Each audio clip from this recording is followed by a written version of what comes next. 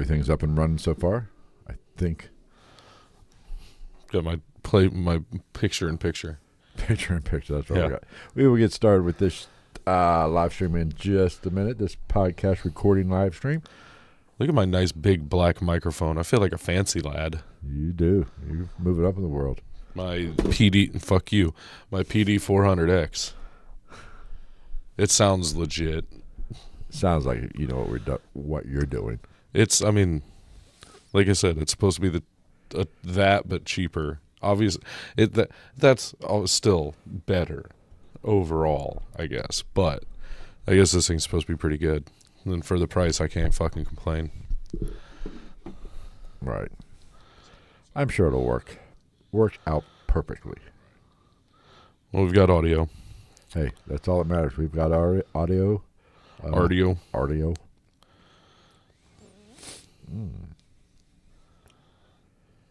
We will get started, and we'll let a few people filter in, and then we will get started with this beautiful episode of Love, Harmony. It's something. What's your mom's here. My mom's here. That's the only fan we need. Of course, she has to be here. You know. Why? You won't go take her trash out if she doesn't? No. Is that the deal? She's very supportive. She loves her son. She's got to watch the podcast and you'll take her trash out? No, that's not the deal. I'd be doing that anyway. I'm going to be playing with this thing a lot. That's all right. It's okay. I mean, as long as it picks me up, that's all that matters, right? You know? That is all that matters. As long as it does what microphones do. Get your voice out to the masses. I got my cable all kind of taken care of. I do kind of want to get one of those. What? Like this style where I can have the cable like run through it. Oh, yeah. I thought this was one of those. It's not. No, you got the same company has I think I'm going to buy the one that they make. That's made like for this. That's just like that. Yeah. So like the cable runs down through it. The only thing I don't like about mine is it's heavy as fuck. That doesn't look nearly as heavy. It's not bad. Yes. It was really tight. I had to like legitimately like break that. Not break it, but break like it loose. So. Yeah, it was tight. Unlike our subject tonight. Yeah, we'll get into that. We're going to get canceled. I am going to have to edit myself on the fly. Why? Because some of the terminology used in these notes, YouTube doesn't like. Nah. And as much as I'm not focused on YouTube as the main basis of this podcast, piss them off. They can't. It can't hurt. It doesn't hurt to actually have people see it. That's true, I guess. Fuck. We say it's not made for kids. But, you know, I can see some of it. I can understand, like, some of the shit that they want you to edit out of your phrasing now. Fuck them. Like, the grape word. They're just words. That one, I think, is the biggest one I understand. Because I could see how that could be very triggering to a certain society of peoples. But here's the thing. It's what it is. If you're discussing... It is what it is. If you're discussing that topic in a civilized manner, in a... educational manner, not in a not making fun of it or saying I'm going to do said thing. Right. That I see, but you know, just and plus, like, I'm like, what are we supposed to say? Because I don't think you're supposed to say sexual assault either. This is my problem with today's society. Everybody's so pussyfied over words. They're words, people. Well, and also my thing is like I would totally get it if if we ever got somebody coming at us for saying words like that. I would understand it if they were like, this happened to me. I'd be like, fair enough. I get why you're triggered by it. It's like the R word.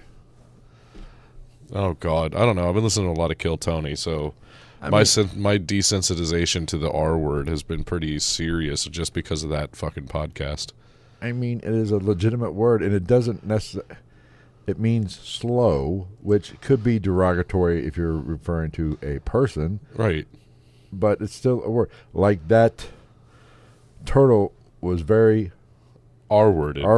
It doesn't mean it has anything to do with his mental capacity. His movement is R-worded. Yes. You know, so anyway, people just need to lighten the fuck up.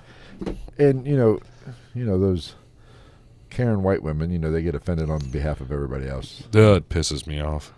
I say all the time, if I had I don't want to say if I had $1, I wouldn't have any money really, but the amount of suburban white women that feel the need to be offended on behalf of people over issues of race is comical.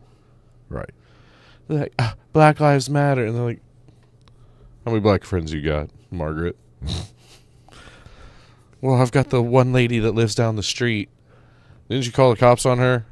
That's not the point. Her cousin came over, and I thought he was trying to rob the place. Point proven, Margaret. All right. Intro's good. I tested the intro. We're good. We're good. Well, we can get Should we started. just start it? Might as well. Fuck it. I mean, to heck with it. Sorry, YouTube. Are we ready? Hit it.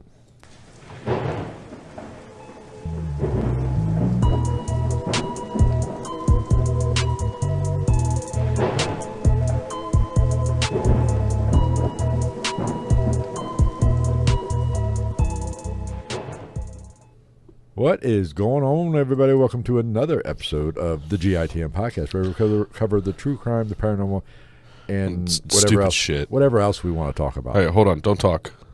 Blah, blah, blah, blah, blah, blah, blah, blah, blah, blah. Oh, my mute button only works if it's plugged into USB. I wonder if I can power it from USB, like from an outlet. No, I don't know. Like just to power that. Because I hate to be one. You could hit your mute button all day long. This mic will still pick you I up. understand that, but your mic picking up me going is a lot different than this one picking up. That's true. Sorry for those people listening who just ruptured their eardrums. Sometimes Travis has got a new toy, so sometimes you have to experiment in order to understand how things work in the world. That's true. Just ask Heinrich Himmler. Okay. Tonight we are covering the... we should do an episode on him. We probably will. Why not? Hyman Hitler. Yes.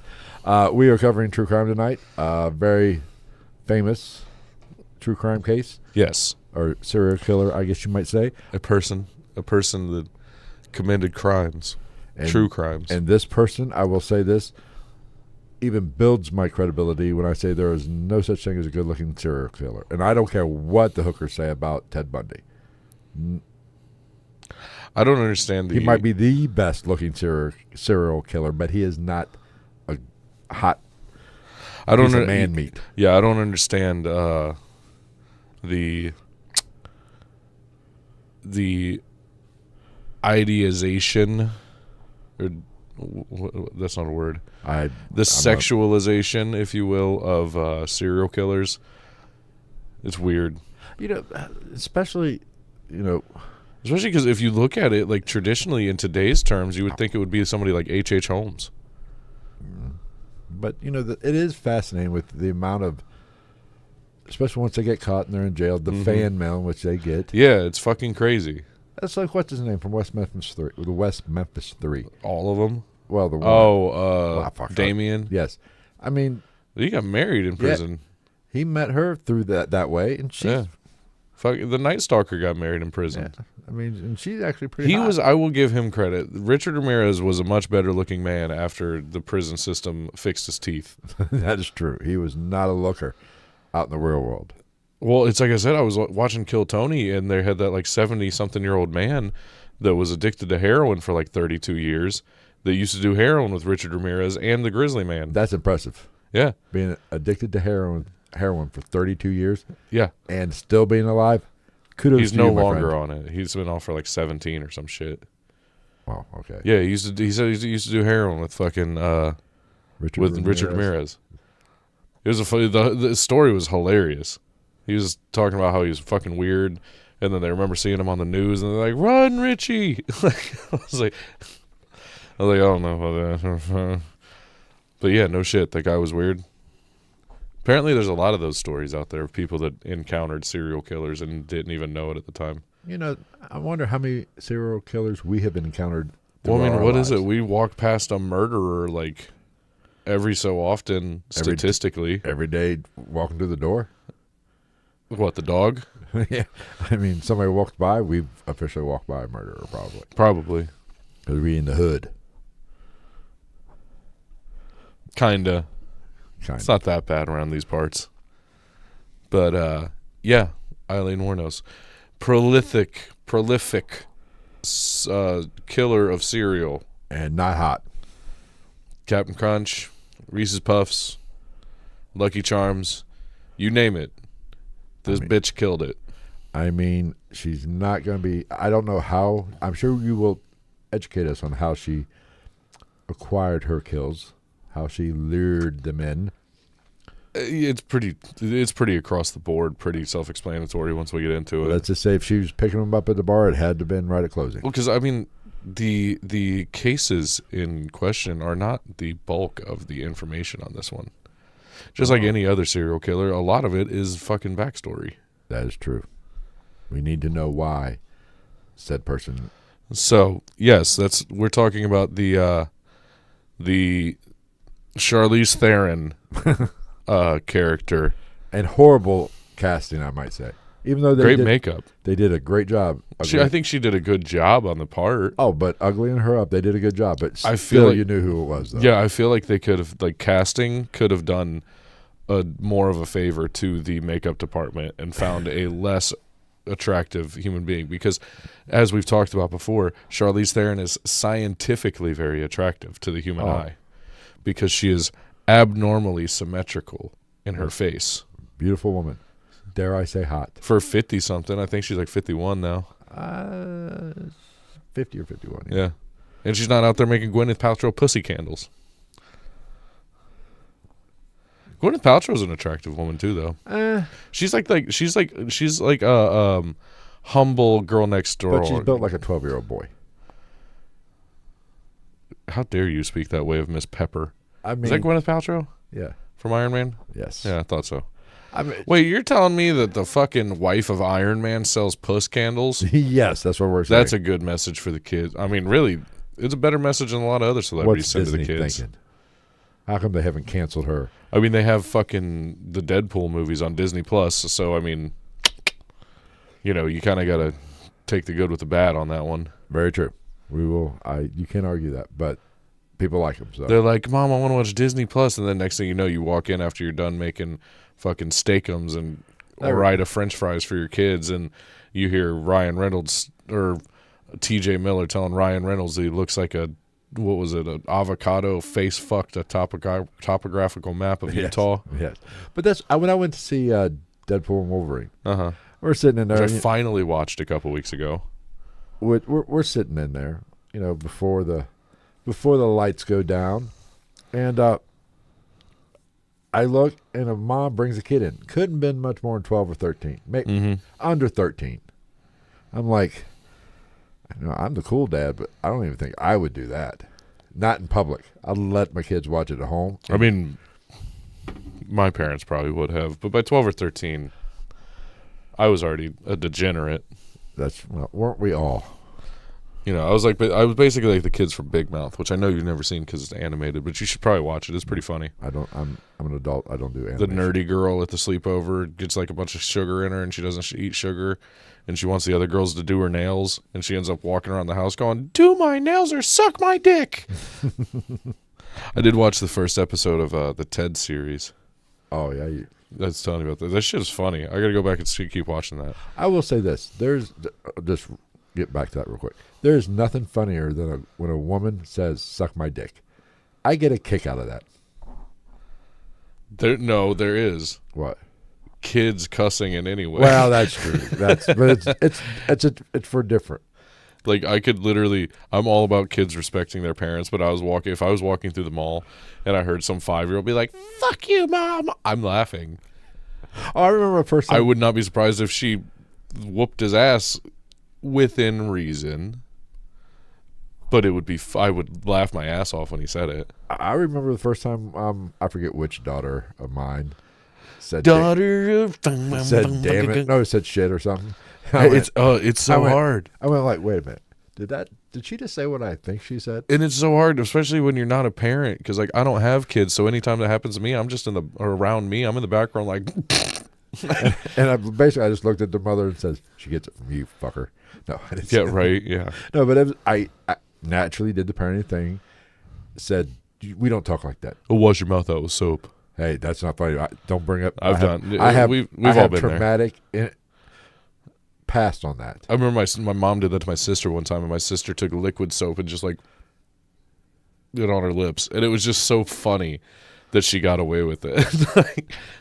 But what do you think about this health insurance murder or attempted murder?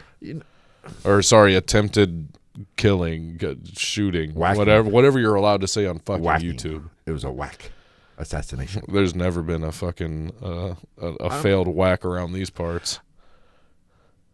There's no. I'm going to be politically correct. This is very. How can I say this? Yes. My posture is horrible tonight. Well, mine is always anyway. So, no. You have a fucking excuse though. Yeah, that's true. No, under no circumstance is it ever. I shouldn't say ever. Murdering, whacking, assassinating, whatever the lingo YouTube wants. Under no circumstance is it right. No matter what they. I don't know, that video of that guy that shot the guy that was like kidnapped and was sexually assaulting his son walking through the airport. I can't. Yeah. I'm not saying I would do it, and I'm not saying I condone it, but I get it. And here's the thing. You remember that? You probably saw that shit like live on TV. Probably. There was what was that? What's that one internet reporter? That one chickadoo who called Lorenz or Taylor or I don't know. Well, she's a lefty. She's a fucking lefty. She's a little goddamn liberal. She was on Piers Morgan and everything, and she is Piers on Twitter. Even said, "This is what she wants. Good. We need to do more of this." That's a bit much. This is my problem with it. This is where are the insurance companies crooked as a? I hate the insurance companies. Would the world be worse off without that person? Probably not. But by saying that, we are now, even in my moral compass, skewing lines of morality should not be skewed. No matter how shady, this is a better way to put it. I should shady. Should have just went to this immediately. No matter how shady an insurance company is, and how whether it be taken away, not paying, declining treatment or whatever, or taking away. There's no way it's justified to do that. Yeah. But I kind of understand why people are pissed off. I get pissed off at the insurance. Dude, I'll tell you the positive I took from it, as bad as that sounds, that doesn't sound good, is what I've been preaching for how many years, because you've heard me say this multiple times, is that everybody wants to focus on the banks and big pharma and shit. No, you dumb idiots. Now everybody's starting to come around to realize that it starts, for the most part, with the insurance companies. Well, here's the thing. The insurance companies provide insurance to healthcare. They provide insurance to banks. Everybody's in the pockets of the fucking insurance industry. And while we're on the subject, you know what does make me feel less bad for the guy? What? I bet you they didn't turn down his fucking package at the hospital if he went. They probably walked in and they were like, what if that would have happened? Yeah. What if they would have walked in and he gave him his insurance card and they were like, oh, we don't accept that coverage. That would have been funny. This is why there's a lot of gray here. I don't think it's under no circumstance should a CEO of a company be murdered. Now, can we bring them in the public eye of bad dealings? And nobody likes the insurance company. I hate the insurance company. And that's how they make money. They make money by denying claims. And if anybody's going to fucking take out the heads of the insurance companies, let it be like Texas or something, where the state sanctions it. I just don't. And I think there needs to be serious repercussions for people who glorify it on any medium. To say this is good. We need more of this, which is basically what I'm paraphrasing. Basically, what that hooker said. Like somebody should just walk into their studio and just fucking whap them with a rolled up newspaper and be like, no. I mean, but there is a portion of this country. This is what they do, and a perfect example of this is Trump. The assassination attempt on Trump. We'll go with the first one. We'll go with the first one. I don't know how many there's been that we don't know about. Immediately after that, everybody was talking about we need to tone down the rhetoric. Yeah. Yeah, 100%, which is true. And that lasted a whole one news cycle. Yeah. Within 12 hours, It's back to arguing and bickering like children. The Trump haters were immediately calling him a Nazi and all this other stuff. And now, are they the reason why somebody took a shot at Trump? Not necessarily, but there are so many whack jobs, and that's a clinical term, I believe. I believe professionals use the term whack job. Yeah, like double penetration. That hear that kind of stuff and will take action. Now, any sane, reasonable person would hear that and go, okay, whatever. Yeah. But there is deranged people that will think you're talking to them. Yeah. Like serial killers. Yeah, I mean, so, and how much of that is just stupidity? Right. But under no circumstance, in my opinion, should a CEO feel their life is in danger. Which I think a lot of this shit would be helped if they found a way to put a lot more stuff, more of this terminology in layman terms that we could actually understand. Right. Like I was watching My 600-Pound Life because it makes me feel better about myself. And I was thinking about, there's so many ways that Dr. Now on My 600-Pound Life could explain the dire level of the situation to those people. Right. He's like, your body mass index is 78%. You're almost no muscle. You're almost entirely fat. Make it a little easier on them. Put it in terms they understand. Put it in financial terms. You're going through 6 pairs of knockoff slides a year.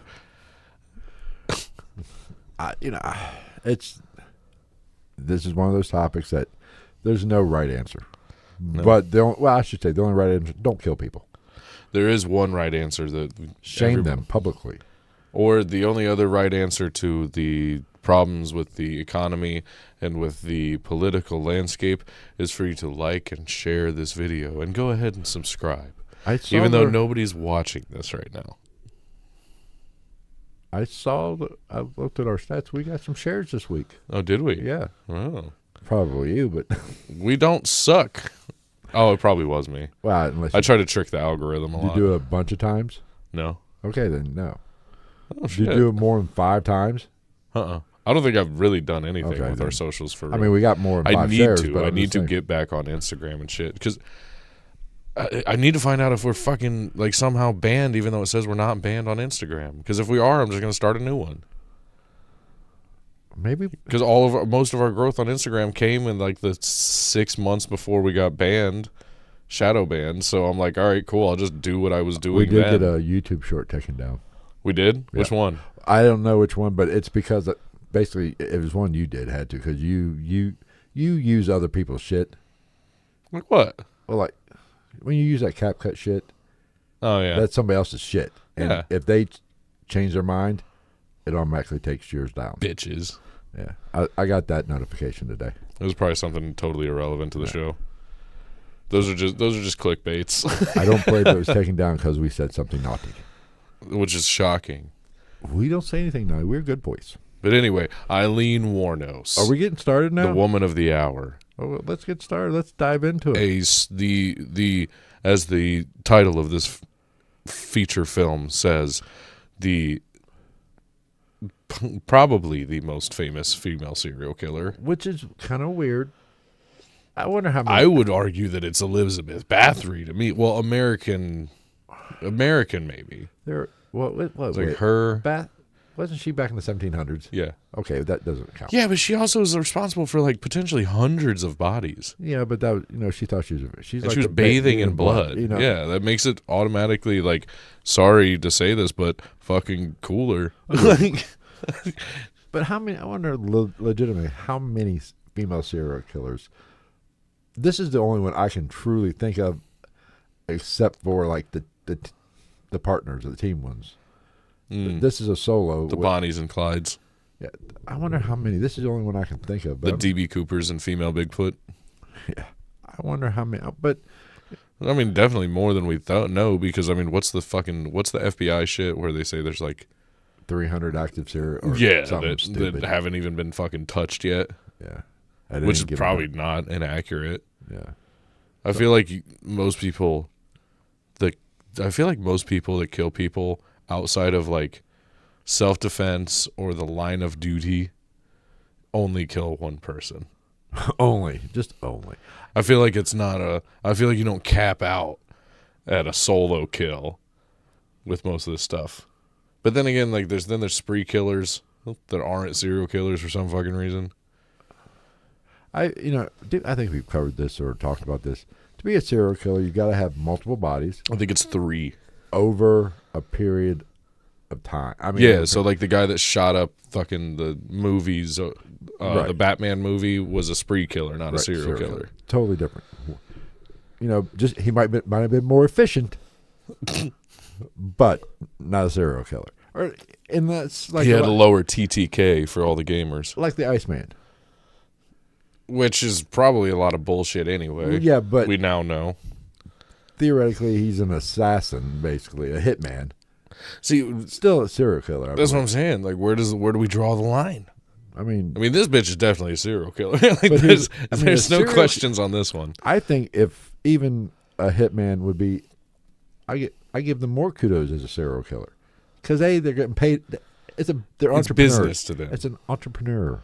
Well, and plus, not to make light of something dark, but like someone like a murder for hire individual, a hitman, or even like old school mob guys, like at least they have like usually some sort or claim to have some sort of a moral compass about it. That's another thing. Like mobsters who have multiple bodies, they're not considered serial killers.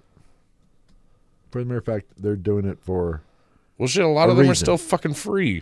Well, I don't want to say a lot. Not that many of them are alive from back then. But, I mean, at the same time, the shit's still going. Maybe I just heard a younger mob guy from, like, the early 2000s. Yeah. And he's like, no, it's still fucking out there. Like, you just don't know about it. They're more legitimate. They're smart. And they moved to more white collar. More white color? White collar. They moved down south? White collar. They moved to Alabama? White collar crime. They moved to Alabama where they're posing as, Saudi princes wanting to the Bear Bryant send you money so you can give it back to them in gift cards type shit. Speaking of, I got to watch that documentary about Alabama football. What about it? I was watching Shane Gillis's YouTube special. I had no idea that they did not desegregate the University of Alabama until like 1972. Yes. That's crazy. And apparently people were like celebrating Bear Bryant. No, you were a little late to the party, boss. That's like showing up to somebody's 80th birthday after they passed away at the birthday. Well, I don't think, not to, get old Bear off the hook, but it's probably a university thing too. Oh yeah, and honestly, like Shane Gillis said, he probably one that got him to segregate when he realized, oh shit, we can't compete with these boys. Right. He said, we need to do something about this. I mean, racism is still alive and kicking. That's why Christian McCaffrey's jersey sales are so high, because everybody's like, white running back. Well, and I don't think that has anything to do with race, honestly. I think it has to do with oddity. We're not used to it. It's like buying a two-headed pig carcass. I mean, we're not used to it. You're saying Christian McCaffrey is the two-headed snake of football? Right. It's like that kid that got drafted, that cornerback. That's even more rare. Out of was Iowa. It a white kid? Yeah, white kid out of Iowa. I think he's with the Steelers, I think. Oh, really? Does he play? I don't know. I don't watch the Steelers. Like I said, I haven't. Last night was the first football game I've actually watched a majority of. I know. People are still asking me, they're like, what's going on with the Cowboys? I'm like, dude, I'm pretty sure they're just throwing the season at this point. Are you all right, though? Are you okay? I think they're throwing. I will say this. I think they're throwing the season to get the pick. I'm going to say this. Which I don't think they have a first-round pick anyway. I got just one sports take. Hot take. Before we get into... We need a fucking, a flame that goes across the screen. Hot take. Old Aileen. I got to say this, and then we'll get to it. Your boy, Parsons, is a whiny bitch. Every athlete is. No, not to at that one extent. point or another. Listen. I don't even know. I haven't paid any attention. I'll give you a great player. But take your fucking loss like a man. I didn't even watch it. Just walk off the field like a little whiny bitch. Throwing shit. I understand passion. Save it for the locker room. I understand passion, but take your loss like a man. go beat up a Gatorade cooler in the locker room. I don't know. I mean, like I said, I haven't been watching football because, like I said, I'm convinced that they're just throwing the season to try to get a draft position. I wouldn't say throwing the season, but might as well. They're just not that good. You might as well. They should see. That's the thing. They should be, but then again, the Bengals should be much better on paper too. Well, this is the thing. This is why I don't watch sports in bars. I don't like to watch, especially football, with. And I'm going to use the term layman. I do not like fans because they think they know shit. And anybody that's played a sport knows there's some days shit just don't go your fucking way. And there's some years shit just don't go your way. Yeah, you're not going to walk on that football field and hit a home run every time. No, like the Bengals. On paper, and I'll give the Cowboys on paper, much better team than what they should both be playoff teams, but they're not. Sometimes the football gods are having some fun at your expense, and the ball just doesn't go your way. And there's also the fact that the games evolve, and I think we're just doing another one of those switches where I think we're coming into the time of the Lions and the Bills, and being in power for the next couple of years. And I hate football right now. Anyway, just like what happened to Trevor Lawrence. He got fucked up. Here's my fucking issue with this shit. You're asking a human being to make a fucking split-second decision from running a 4.340 full blast and asking him to stop like that and then call out his character and bitch. That's much better. And I'm sorry. I get rid of the fucking slide rule. If you want to run the ball, everybody, you're protected in the pocket. I know. You're not protected once you take off like a runner. They should just make it so you have to yell "Ali Ali Oxen free." And what was it? The Texas-Georgia game. Oh, and they tried to get that kid for targeting, and that was not targeting. That was not targeting. And you are a running back, and you lower your fucking head. He wasn't trying to slide. Well, and the guy, the defender for Texas, even he hit him with you can shoulder. see he turned his helmet away. They didn't call it targeting. They try, and I was listening to fans bitch about it. Go fuck yourself. That's not targeting. It's not targeting. And that's not even me being a Longhorns fan. That wasn't targeting. No. I was sitting there watching it with one of the guys I work with, and he's played football more recently than anybody because he's like 19. Right. And he was like, no, that's not targeting. Because the first thing we looked for on the slow-mo was like, obviously you look for the crown of the helmet thing, but the first thing we sat there and looked for was like, you can clearly see him like at least in that last millisecond try to turn his head away from him. Right. Because I bet you that kid's jaw is fucked up right now. I mean, that pisses me off. And the fans that sit there and bitch, the Georgia fans sit there and bitch about it, saying it was targeting. And he won. It's not fucking targeting. Yeah, and they won. And fucking deal with it. And he's still alive. Did you die? And if you're going to lower your head, I'm sorry. That's pissing me off with running backs. Running backs are allowed to lower their head and run into you, but you can't do it to them. I feel like the sports world would be a better place if we had more neck rolls like back in the day. No. Speaking of another random one. Did you see that? What's his confront Brett Favre? Oh, I did. I saw that right before the show. I did too. I'll go fuck off, Mark. Dick. Get over it, bitch. Especially, did you see what his teammates said? What? His teammates. I saw multiple. They were like, he was a great talent, but he only gave a fuck about getting that sack. Yeah. He was selfish. Right. I'm like, yeah, you can't your teammates didn't even fucking like you for real. So why would anybody owe you anything? Not listening. Mark Gastineau had the sack record for a season. 22. And Michael Strahan broke it. And Brett Favre took a dive. Basically gave him a sack. Yeah. He laid down for him. Which is not uncommon. Right. Especially when you're Brett Favre at the end of his career. He was fucking 52. And I think, listen, Mark, I think you're in the Hall of Fame. No. He's not in the Hall of Fame? That's his big fucking gripe. Oh, he's not. Klecko's in the Hall of Fame. Yeah, his big gripe is he's not in the Hall of Fame because he doesn't have – like, motherfucker, if you were going to go into the Hall of Fame, which you still can, one, you're just mad because you weren't a first ballot. Two, you'll probably still go. Three, you could have been in the Hall of Fame, I'm pretty sure, before that game happened. I don't know when he retired, but I'm pretty sure he probably could have been in the Hall of Fame before that Giants-Packers game even fucking happened. Yeah, because that happened, 2002? It was a playoff game. 2002, 2003? Yeah, he retired in the 90s. That's what I'm saying. Yeah. So what the fuck is the issue? Anyway, I don't know. Clearly, they just think you're a fucking cockmonger. He's a bitch. Anyway. A whiny bitch. All right, let's get to Aileen Wuornos. So let's jump back in time to the year 1956, when Aileen Carol Pittman was born on February 29th in Rochester, Michigan. Her mother, Diane Wuornos, who was born in 1939, was 14 years old when she married Eileen's father, 18-year-old Leo Pittman, on June 3rd of 1954. No pedophilia back then.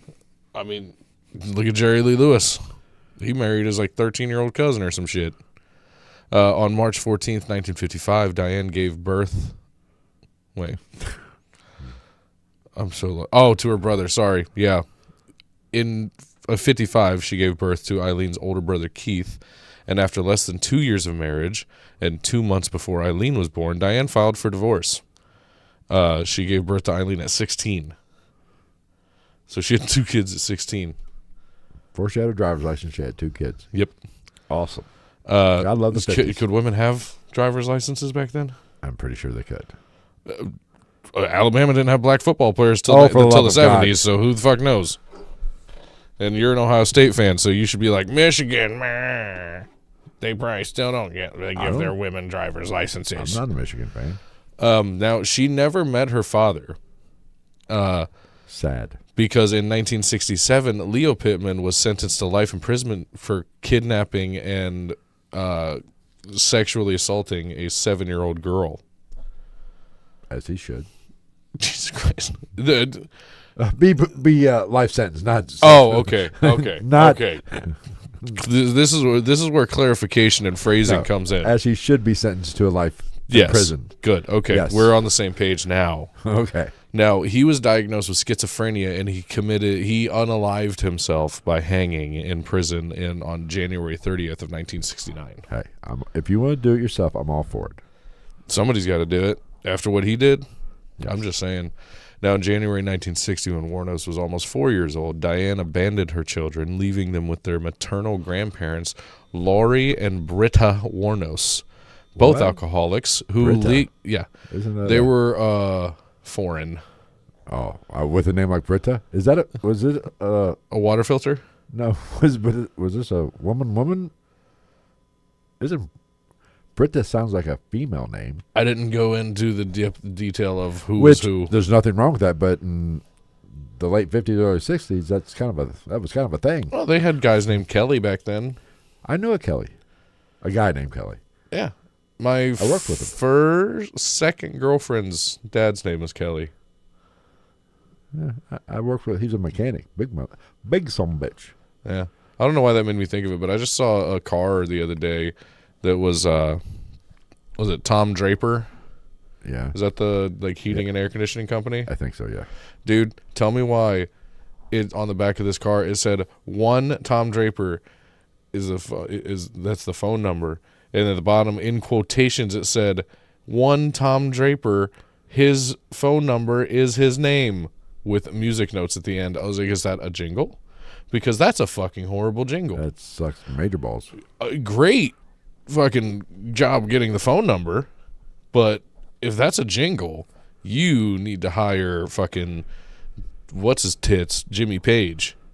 Jimmy Page. That's what he did before he was in Zeppelin. Oh, he really? wrote jingles. Huh. Yeah. So you're basically Stairway to Heaven, the riff was just a jingle you made him. I mean, it's not. Yeah, kind of, because it's not that hard, difficult. Because I know how to play it. Sounds good. Well, that's the great thing about great artists. They stuff that sounds really good doesn't have to be hard to play. Until you try to play it in a guitar shop and somebody throws a fucking Thor's hammer through the amplifier. All right. Where was I? Something about, I don't know, sexual assault. I don't know. Yeah. So again, they were legally adopted by their maternal grandparents in 1960. Again, they were both alcoholics. So they went from... Well, who was an alcoholic in 1960? Yeah, fair enough. Teenage mom and dad sentenced to life in prison for inappropriately having a relationship with a 7-year-old and kidnapping to alcoholic foreigner grandparents. And as we all know, foreigners are bad. Okay there, Trumpy. Well, can't build a wall everywhere, can you? Well, they did it in Game of Thrones. A nice wall. If they could do it, by God, the great country, these colors don't run. But we need a wall. We don't run, but we want a wall. We don't run. We don't run because we're American and we're too fucking fat to run. Therefore, we need the wall to protect us, to keep us from having to run. Everybody needs a fenced-in yard, okay? We just want a fence in our yard. Yeah, just give everybody free fences. That's how you do it. And then you can be like, get off my lawn, Puerto Rico. Puerto Rico, really? I don't know. Just insert whoever Geraldine's fucking least favorite nationality is down the street. I think we're safe in Puerto Rico because basically they're going to be a state. They are us. They are going to be a state here. I know. My only problem with making Puerto Rico a state. What? Do I even want to ask what? Race trading. No. Fucking. I just don't think 51 states rolls off the tongue as well as 50. What?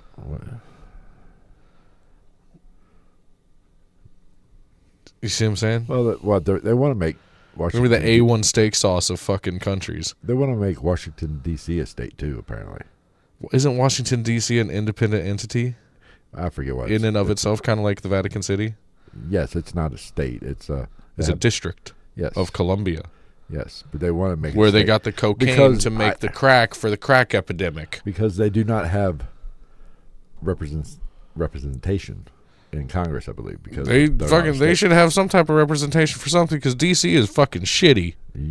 Hey, everybody's like, look at the monument. I'm like, yeah, somebody just got fucking shot 2 blocks over there. Hey, but you'll never know because everything's that direction. When your mayor's got a crack problem, I respect it. Like, oh, I can't wait to go to D.C. Big statues and fucking Old Bay. I'll fuck with some Old Bay, though. I'm not going to lie. But 52, my point is 52 sounds better than 51. You got to make it even. That's what I'm saying. I agree. Make it even. Like the 13 colonies, stupid. The 13 colonies, it was cool just because it was 13. I'm just saying we need 50 or 52, 54 or 56. I know, and we're both, that reminded me, we're both coming up on fucking birthdays. Yes. Fucking Friday.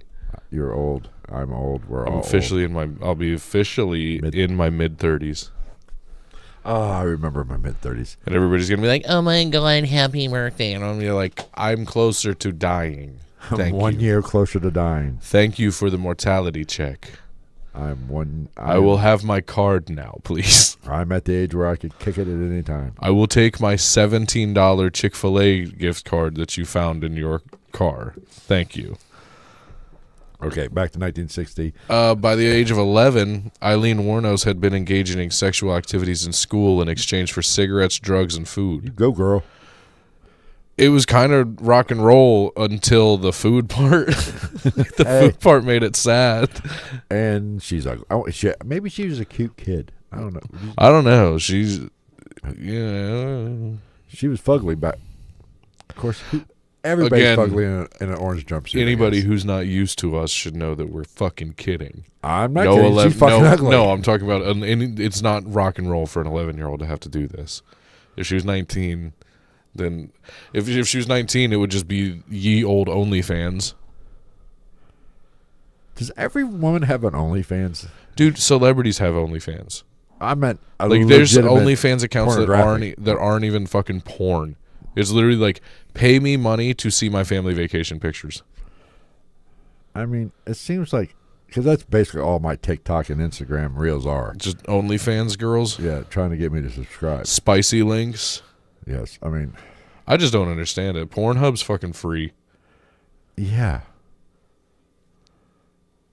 and you get the full. And most of them are the full Monty. Most of them are probably on fucking Pornhub anyway. And hell, because advertising, I hate to be the one to tell you, you get the same shit on Twitter, dude. Yeah, or Reddit. Oh, I'm not a big Reddit guy, so I like Reddit just because Not because of shit like that. Like Reddit's just a good place to find like toxic comedy. I mean, Twitter's getting to the point where I can't. Twitter's bad, dude. X. I can't open it up at work just in case somebody's behind me. I don't even want to get on X anymore. That's not what I'm there for. If I go to X, it's because I want like quick updates on something that's going on. Like when there's a hurricane in fucking Florida, X is a great place to go because you can see on the spot shit. So Random Tuesday. Yeah. Okay. That's where I saw that guy on a fucking kayak in his living room, live streaming it, or the guy swimming across the street in the middle of the hurricane. I saw that. Now she had also engaged in sexual activities with her brother by this time, around this time. I'm fucking Michigan, people.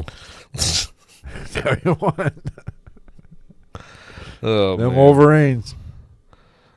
Jesus. Now, she said that her alcoholic grandfather had sexually assaulted her and beaten her when she was a child. Before beating her, he would force her to strip out of her clothes. This is what I was saying when I said that the lead up in a lot of these serial killer cases is more of the story than the actual cases that end up unfolding in front of us. I think if we've learned anything, we've learned there's a common denominator. A making of a serial killer. Well, and when you get into shit like this with someone like this, it's like, I'm not saying it excuses anything, but I'm like, did anybody expect her not to be a little fucked up after all this? Like, what kid's not going to be kind of fucked up? Right. Especially when you're dealing with the 50s, 60s, 70s, when she's growing up. It's not like mental health was really that high on the fucking chopping block of shit to take care of. No, that didn't come around till about the fucking 90s anyway. Barely even. I keep falling in my seat. I'm going to keep my fucking microphone up there like Lemmy. Did you ever see Lemmy's microphone? Yes. The Ace of Spades! Oh, I'm going to put my leg up there because my hip hurt. So people can see we are getting old. Fluorescent, that's what I'm trying to say. My Florentian shorts. Straight from Italy. And my knee. Ooh, yes. Jesus Christ. So in 1970 That's not my knee. That's not my knee. Now in 1970 at age 14 she became pregnant after being unwillingly laid with by a family friend. Squash and grapes? Yes. Okay, gotcha. I'm with you. Hide the teacup in the bed sheets. Tummy sticks. But this is another thing that we've talked about. This is not a joking matter, Travis. This is another thing we've talked about, though, is like everybody wants to worry about this stranger danger shit. Like, no. Most of the time it's somebody you know. Yes. It's the fucking uncle or the fucking family friend most of the time that is doing this shit to people's kids. Right. Look within the household. Look within. That's the more you know. We have to have the more you know star when we get this shit all buttoned up and put together a little better. It's probably copywritten. Like fuck, but fuck them. We'll just make our own. It'll just be pixely and shitty as fuck. Instead of having the twinkly sound, it'll just be like. It'll be the star from like Hardee's or something. I saw Rallies yesterday and I was like, oh, I want to go. Oh no, I will never eat Rallies again. Really, dude? Best fries in the game. I had the worst case of food poisoning. I might have told this before. Or I told somebody this. You got the poops? No. I almost died. Oh. So, yes, you got the poops. For like a week, I couldn't even keep down water. Oh, God. After this gives me... I have a bathroom story. And no, we're not covering shit stories anymore. No, yes, we are. It's not mine. But I just ran into my mic for the first time tonight. I could not... I still to this day cannot drive by Rallies, and I drive by it, I get an upset stomach. Interesting. So you have PTSD? 27 years, 20... It was before my 96, 97. You have post-traumatic stress diarrhea? 97, yeah, it was 97. So we're talking damn near 27 years ago. Well, we're going to talk about poop. No. Because I know I was at the gym, dude. I was at the gym last night, and I was actively in the toilet pooping, which is not the subject of this story. It was, and I never got to see this beast in person, but somebody came in and they went to the urinal and they were urinating. Okay. And as men do in bathrooms, every person or every guy tends to go to the bathroom and pee and just let out a big raunchy fart. Yeah. because they're like, I'm polite. I've been yelling about Democrats and calling people fucking whores and cunts for an hour while I've been getting drunk, but I'm polite. I don't fart at the table. Dude, I was sitting there, and this guy was taking a pee and, like, ripped this fucking fart, and all I heard was, shit. And then, I don't know if it was this person, but somebody within a 8-second period walked into the stall next to me and closed the door, and I didn't see anybody washing their hands or anything, and I don't remember hearing another set of footsteps. So I'm pretty sure I experienced somebody shart on themselves at the gym last night. Nice. So I was just sitting there like a child in the next stall, like like trying not to laugh my ass off. I hoped he was wiping down fucking machines. Dude, right? I hope he just left after that. I'm sorry, if you shit yourself in a public place, you go home. Yes, but if you got to get your lift in, you gotta get fucking big. I gotta replace the weight I just lost. I'm trying to bulk. And you throw away your underwear in the public place. Nobody knows. Nobody. If you take them home and throw them away, your wife's gonna be like, Gerald, did you have an accident? And the next thing you know, cheap whiskey and domestic violence. Good combination. Speaking of, back to the story. Now, segue. Now, she gave birth to this kid at 14, or 15. Apple didn't fall far from the tree. She gave birth to her son at a home for unwed mothers. That's how long ago we're talking about. On March 23rd of 1971, the child was placed up for adoption. So, probably a good thing. She was 15 years old. Somewhat my age, a little bit older than me. Oh, would have. Well, I guess he's probably. Let's hope he's still alive. I would assume. But yeah, probably for the best. He's like 15 years old. Probably. This guy got this. That kid won the lottery. Got. I wonder if that person is out there in the world and knows that that's who their biological mother is. Somebody about 40, 45 saying, "You know what? I was adopted. I want to find my biological parents." Belly. And you find this out, dude. Yeah, 23andMe. Oh shit. Oh, my mom's deceased, and then you're like, "Fuck, good." Now, when she was 15, her grandfather threw her out of the house, and she began living in the woods near her old home and supported herself through sex work. Which she couldn't have been charging much because she was fugly. And 15. I feel like you're not very. I feel like you're not very business minded at the time. That's true, but I mean, like, I guess it's true. Throw in a string cheese and we'll talk, Gramps. You know, I'm a little pissed off at this show already. What? This podcast or this person? This person, this show, it's got me down. And here's why. This woman was ugly as fuck. She fell out of the ugly tree, hit every branch. You're referring to the middle-aged murderer. We're still talking about a 15-year-old girl who has, up to this point, gone through way too much shit that she never should have had to experience. No argument. But I'm sure at 15 she was still fucking ugly. You're focused on the wrong thing with this 15-year-old girl. This ugly person. Teenager. Get more action than me. This probably continued throughout her life. Yeah, different strokes though. No pun intended. Guys will fuck anything. You're complaining because you can't get laid. She's getting laid out of what she sees as necessity. What about my necessity? She's more holy than both of us. Mary Magdalene was apparently a prostitute. There's debate about that. I don't know. Dan Brown never told a lie. No. We've had this conversation. The Da Vinci Code was a biography. If she's getting dick, I'm depressed. That ugly hooker was getting dick. Later in life. I will say later in life more so, yes. It's fucking insulting. At this point, it's still sad. I think I'm going to go have lead poisoning at this point in my life. At this point, as a father, I feel like you should be like, I'll take those old man dicks instead. No. I won't look him in the eye and I won't enjoy it. Now, relax, people. I'm fucking around. Now, May 27th, 1974, at age 18, Aileen Wuornos was arrested in Jefferson County, Colorado, for driving under the influence. Oh, not prostitution? Disorderly conduct, and firing a .22 caliber pistol from a moving vehicle. And as one does. Metal as fuck. I respect you call that a fucking crime. I call that a really cool music video. Whitesnake, I think, had... She had enough Whitesnake in her life up to this point. Now, the real kicker, she was later charged with failure to appear. Out of all that, that's what you charged her with. She got arrested for firing a gun out the window of a moving car, but she got charged with failure to appear.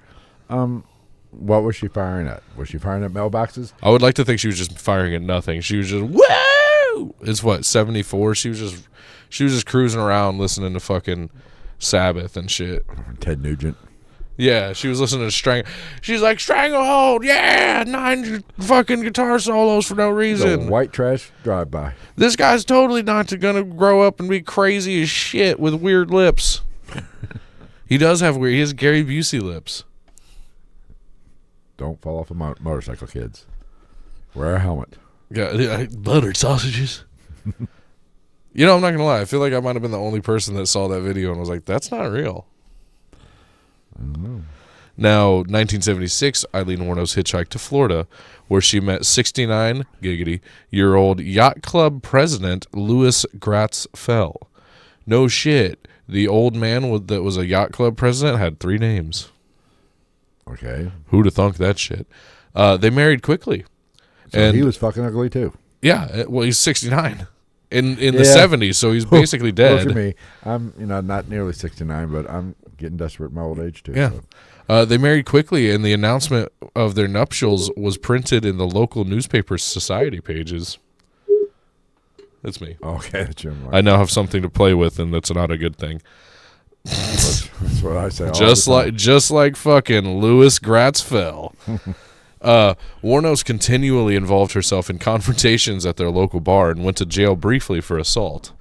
So she married a 69-year-old man and then just kept getting into fucking bar fights. She's the fucking Catherine Knight of America.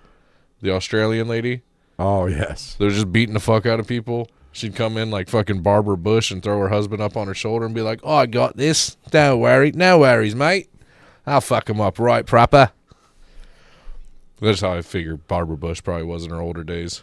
Just rippling muscles. Yes. Carrying cattle under each arm. George Washington. What? She looks like George Washington. Oh, yeah, kind of. She's not even the reincarnation. He just never died. That is true. Probably you are correct there. They just gave him tats, and they just moved on with life. She also Fell with his own cane, leading him to gain a restraining order against her within weeks of their marriage. She returned to Michigan, where on July 14th of 1976, she was arrested at Bernie's Club in Mansalona, Antrim County, and charged with assault and disturbing the peace for throwing a cue ball at a bartender's head. I think she has anger problems. I just don't see what the big deal is. Is it because she's a white woman in America? Jackie Chan threw a cue ball at a bartender in Rush Hour and nothing happened. It was the movies. He was hiding behind the badge. That's what that was. That's what it was. Police brutality. He survived. Asian he didn't get style. charged for that. He didn't get hit for touching a black man's radio. It's racist. You're right. White non-privilege. I'm not going to argue the fact. This is the white non-privilege that Theo Vaughn talks about. She basically just turned into Florida woman. Yeah. Moved to Florida, got married, Florida woman. Started throwing cue balls and hitting old men with canes. I mean, what else do you need to do with a cue ball? And having a restraining order put on her by her husband within weeks of marriage. Now, on July 17th, her brother Keith died of esophageal cancer, and Wuornos received a $10,000 payout from his life insurance. What year was this? 76. That's a good amount of money in 76. Right, that's a good amount of money now. Fuck. That's even more. Probably about $100,000 now. That's fucking $2.4 billion. That is Donald Trump's net worth. Don't think that's accurate, but okay, we're going to go with that. That is 100% accurate. Everything that is said into these microphones on this podcast is accurate. We're like Alex Jones. Everything we say. Turn the freaking frogs gay. Hey, he's been right about a bunch of shit. Now he's swung for the fences and missed a few times. Yeah. Okay, there we go. We're Jesse Ventura. The Baja. Dude, that guy, I don't like the way America's going, so I've moved my wife and I and our 7 Cane Corsos down to the Baja, where we will survive on corn tortillas if the world goes to hell, and it will one day. What's up with North Korea helping Russia, like, openly now? Well, they sent troops. Why wouldn't they? Well, didn't Syria fall, basically? Yeah, this is dude. I'm telling you, Jesse Ventura is going to come out of nowhere. He's going to go live from fucking the Baja, and he's going to be like, "I told you guys this was going to happen. Getting close, man. And none of you wanted me to be the governor again. If close. I would have been the governor again, none of this would have happened." We're getting close to global conflict. Yeah. Well, I'm going to Canada. Why am I abandoning my country? No. Are you abandoning the country? I just want to see Canada before we get blown to fuck. I've heard it's pretty. Now, Wuornos and Fell annulled their marriage on July 21st after only 9 weeks of marriage. That's about all I could take to it. That's some Britney Spears shit. Yeah. Is that your stomach or your asshole? My stomach. So it's gonna be your asshole here soon. That was the horn. There's a drive-by coming. That's all right. And it ain't gonna be a 22. Ooh, shit.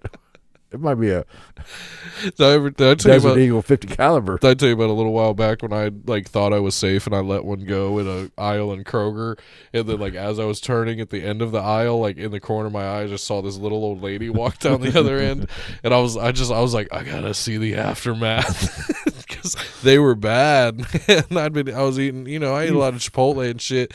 I was sitting there fake looking at some goods, and this lady she wasn't looking for the culprit, but she definitely looked like she didn't have an enjoyable time in that aisle. You drove by, gassed a little old lady. It was right before Halloween, I think. I was getting into character for my Kim Jong-un costume. What? So I chemical warfared her ass. Yes, you did. So in August of 1976, Aileen Wuornos was given a $105 fine for drunk driving again. And she used the money inherited from her brother to pay the fine and spent the rest within 2 months buying luxuries, including a new car, which she wrecked shortly afterwards. Obviously, this is where the stereotype women can't drive came from. Something like that. Now, in 1978, at the age of 22, she attempted to unalive herself by shooting herself in the stomach. How stupid. Oh, that's a shitty way to go, man. I mean, last I checked, bleeding out is not a pleasant experience. I know. It's I can't stand the pain of this world, so I'm going to stand 13 hours of the pain of being shot in the stomach like fucking, what's his dick, that English guy that was in Reservoir Dogs. What? I'm trying to... Mr. Orange? Oh. Remember he got shot by the cops? Yeah. He's like, "You're not going to die, kid. I've seen lots of people shot in the belly. It hurts like hell, but you're not going to die. You can't die from it." Yeah, you can. You can, Harvey Keitel. You 100% fucking can. I hate to break it to you. Your science, your math ain't mathin' on this one, bud. Well, the wolf is not in the den right now. He's off gallivanting in mystery land where you don't die from being shot in the fucking stomach. Maybe Quentin's not an expert in writing death scenes about gunshot wounds. He fucking should be. That's all his movies are. You would think. He didn't do his research on that. Have you seen The Hateful? All his movies are N-words and fucking gunfights. I'm trying to think. Name me one Quentin Tarantino movie where you don't hear the N-word. And Dusk Till Dawn doesn't count because he's not actually he's just an actor. Yeah, well, I think he had a production credit or something like that, but it wasn't his film. Right. Hateful Eight, N-words all the way through, gunfights all the way through. Django Unchained literally was one big 2-hour N-word. Yeah. Good movie. I love the dialogue. Oh, the N-word? You loved it? There actually is really good monologues and dialogues in that movie, though. They're coarse. I'm trying to think, what was the last one? Once Upon a Time in Hollywood. There has to be one. There has to be at least one N-word. Because it's a Quentin Tarantino movie. No, I don't remember. He's the Brian Holtzman of I don't remember seeing many ethnic people in that other than one to be Jackie Chan. Bruce Lee. Same thing. They all look the same. You racist bastard. We all look the same. Against yourself. It's self-loathing. All right, anyway. Where was I? Fuck, I don't know. Between the ages of 14 and 22, she attempted to unalive herself 6 times. That's not funny. I'm not going to make a joke about that time other than, like... I will. You literally can't get anything right. Do fucking better. I can understand fucking it up once or twice. Third time, I think, would be a fucking charm. Just stop. Just quit on that, too. Just lay in the gutter until the world takes you. if it goes past 3, you're just starving for attention. Like, clearly God wants me to live. I mean, learn from your mistakes. Now, on May 20th of 1981, Wuornos was arrested in Edgewater, Florida, for the armed robbery of a convenience store where she stole $35 and 2 packs of cigarettes. That happens. Granted, it's $35 was worth more than it is today, but I don't think it was worth that fucking much more. $35 and 2 packs of smokes. 2 packs of smokes is $35 now. She was sentenced to prison on May 4th, 1982, and released on June 30th of 1983. Got 2 years? What, a year? Just over a year. 1 year for pack. 1 year per for pack, 30 pack of smokes. $35 and 2 packs of smokes 1 year. Well, just over a year and a month. Well, almost a year and 2 months. 6 months. 14 months. We'll just refer to it as white suburban women like to refer to their kids. This is Chastity. She's 78 months next week. She's the love of our life. She's our little angel. Don't make me do math. Like, wait, you mean that she's fucking 6.5? Yeah, 78 months. This is my favorite grandson, Charlie. He's 164 years old next June. Shut the fuck up. Now, on May 1st of 1984, Aileen Wuornos was arrested for attempting to pass forged checks at a bank in Key West. At least she's leveling up her crime. She went from stealing $35 and 2 packs of Marlboros to trying to pass fake checks. At least you're shooting for the stars. I agree. On November 30th of 85, she was named as a suspect in the theft of a revolver and ammunition in Pasco County. Pretty boring.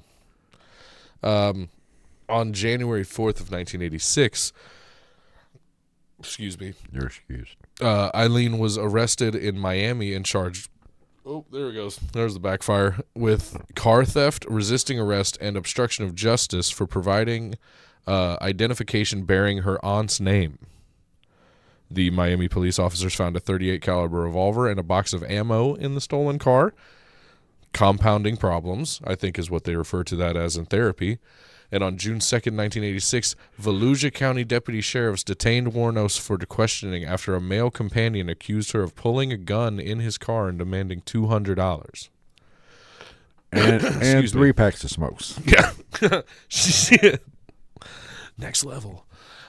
She was found to be carrying spare ammunition, and police discovered a .22 pistol under the passenger seat that she had occupied. Jeez, pick a fucking caliber, lady. 22 seems to be like the resounding favorite, which is fair. You know, very easily concealed, easily managed. Not very loud. Unusually deadly, if people don't know. Yes. like a little ricochet. It's like throwing a fucking. It's basically getting shot with a .22. Can very much be like if you like threw a fucking one of those super balls from the quarter machines into like a fucking wind tunnel and then turn it like. And just, you could get shot in the neck. It could come out your toe. it's basically like it's like shooting someone with flubber. It's like.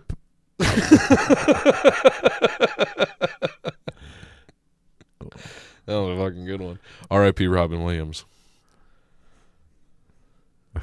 Okay. Moving on? Yeah, move on. Okay. In 1986, at 30 years old, Aileen met 24-year-old Tyria Moore, a motel maid at a Daytona Beach gay bar called Zodiac. Oh, so she's switching to the other team. Good. Yeah. She was ugly enough. Good. And she picked someone with a horrible fucking name. Tyria. I will let you do what you will with that. I have a feeling all of us are thinking the same thing, and I'm not going to say it. I know nothing. It's something that both of us are going to be dealing with at some point tonight. I think I worked my shit out. Literally.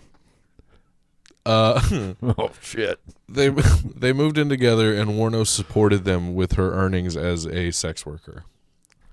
So I will say, like, all jokes aside, like, granted, yeah, she's breaking laws and shit like that, but like this woman did live a very tumultuous, sad life. She was a go-getter. She tried to be with what she was given, because that's another thing is I will say that, like I said, like all jokes aside, like say what you will, things morally might not add up to you the way that she did things, but like clearly she didn't fucking know any better.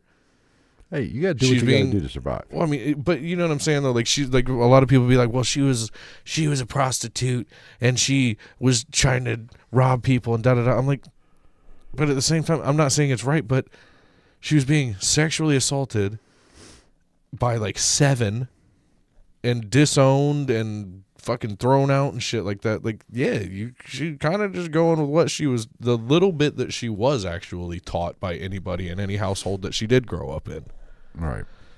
She learned, oh, I don't like this, but it makes Grandpa happy.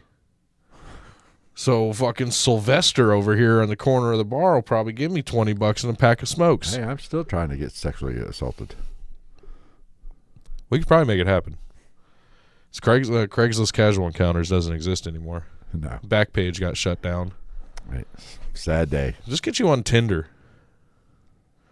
Or Grindr, whichever. I mean, we're not judging here. I don't know where you're at in life, or Bumble. I don't know.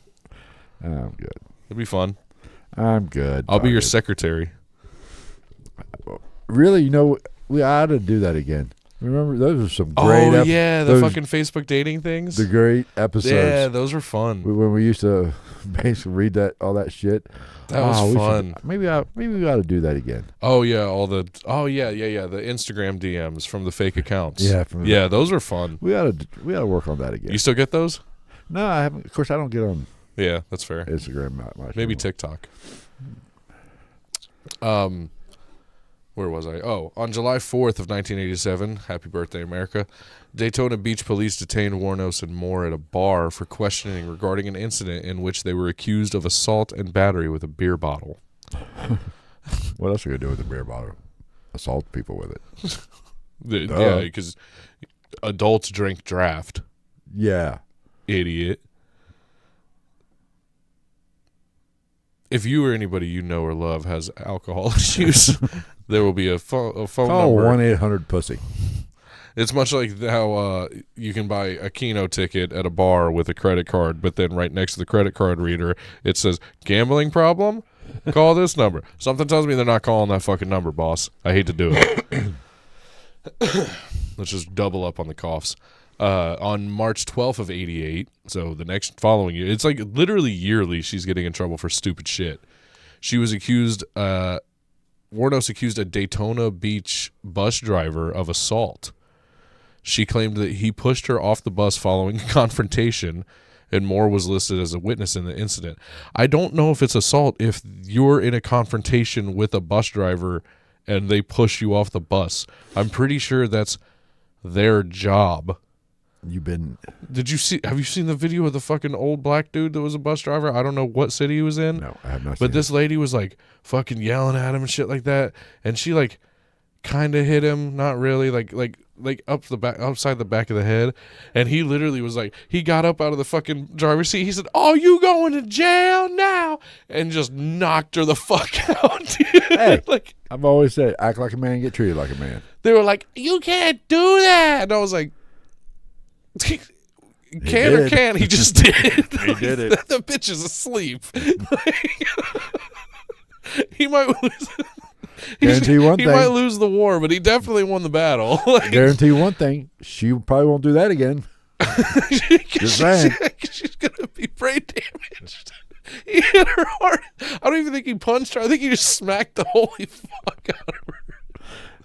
It's not funny. It's not. Speaking of that, have you seen that one, the slap fighting stuff? Oh, my God, yeah. Did you see Larry Wheels get knocked the fuck out by one of them? Yeah. But have you seen it? It's got to be fake, where the girl looks Asian, gets slapped. Oh, it's fake, yeah. It has to be fake. Because I'm pretty sure it was Paige Van Zandt in the one. Because I was looking at it, I was like, damn, that is a good fake. I think it started as Paige Van Zandt, the former UFC fighter. Yeah. Because I'm pretty sure she does that shit now. I was like, that, and I'm sitting there trying to look for the edit. She's got a fucking OnlyFans, too. I'm trying to look for the edit. I'm like, where's the fucking AI, dude? Probably. God, that was impressive. That was some good work. Speaking of, what's going to happen with the Eddie Hall and Brian Shaw arm wrestling match? Brian Shaw is going to whoop his ass. I'm just wondering if somebody's arm's going to get snapped in half. Probably. Are we getting texts? I did get one.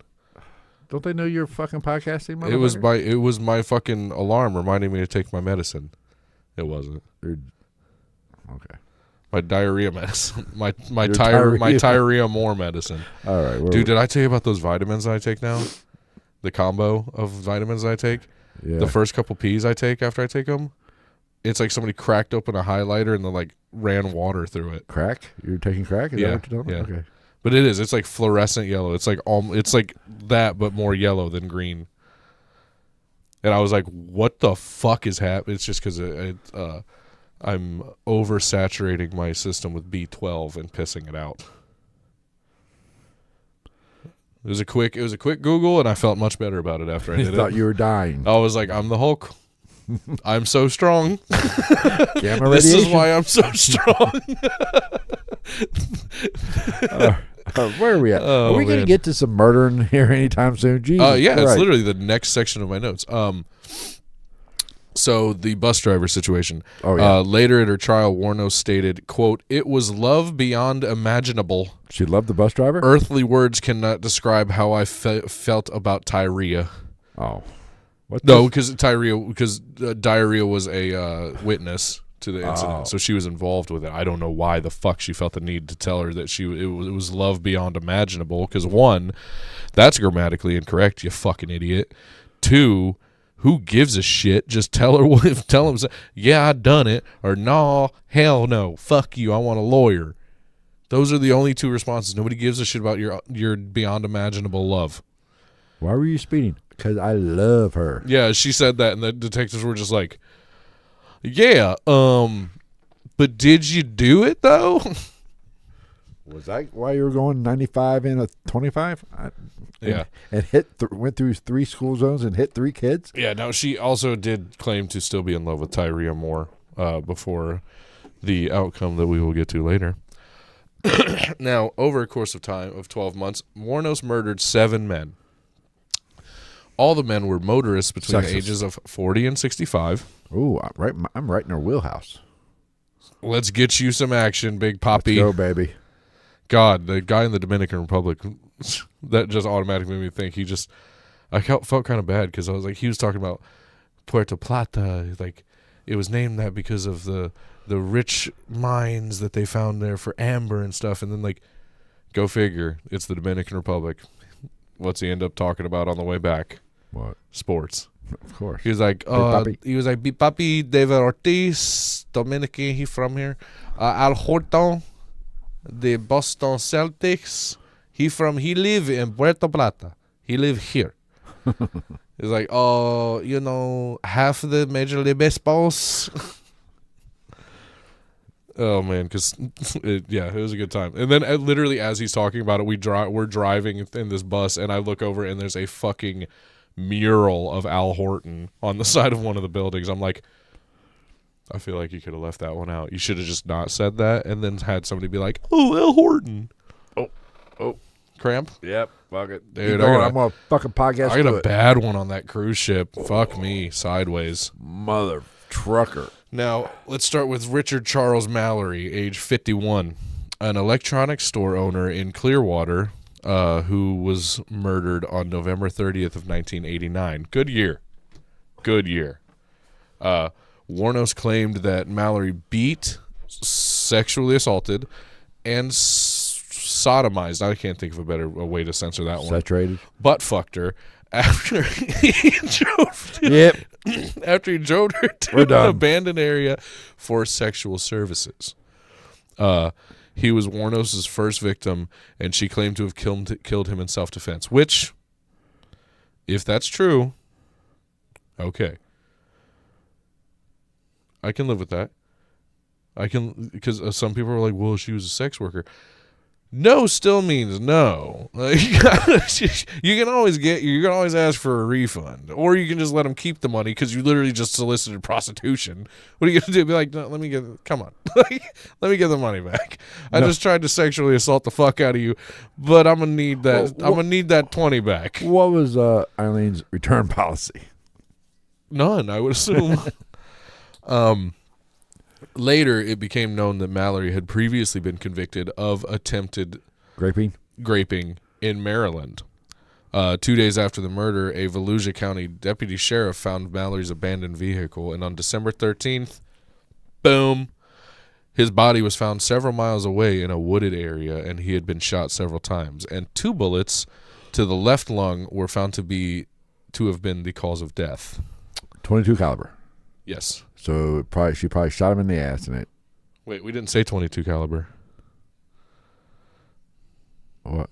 What do you know? What do you know, Gypsy? Because we were talking. Give me your tears, Gypsy. We were talking about 22 caliber earlier. I'm just taking a guess. Ooh. David Andrew Spears, no relation to Aries, age 47, construction worker in Winter Garden. He was declared missing as of May 19th of 1990, and on June 1st, his naked body was found along US 19 in Citrus County. Sounds lovely. And he had been shot 6 times with a 22 caliber pistol. Well, that's a lot.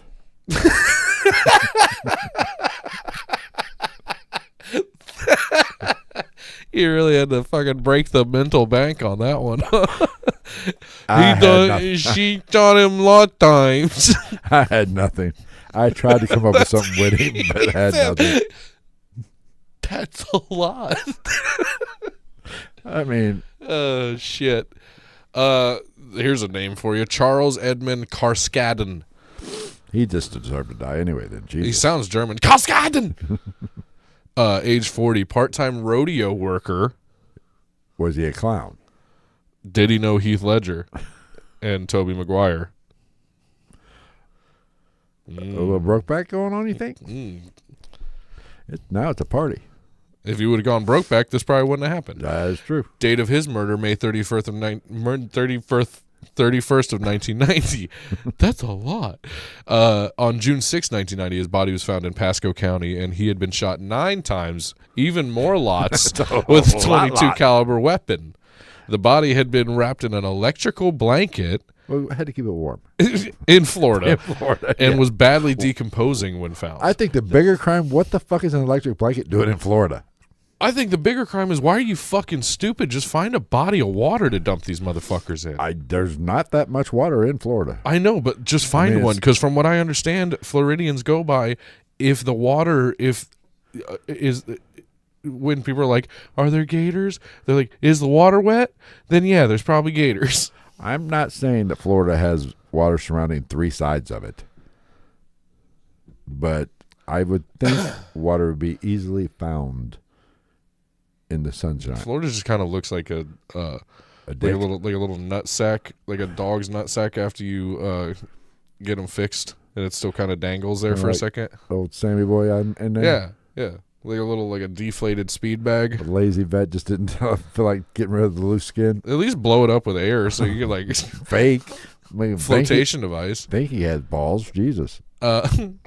So witnesses saw Wuornos in possession of Karskadin's car, and Wuornos had also pawned a gun identified as belonging to Charles Karskadin. It wasn't a 22, so she's getting rid of that shit.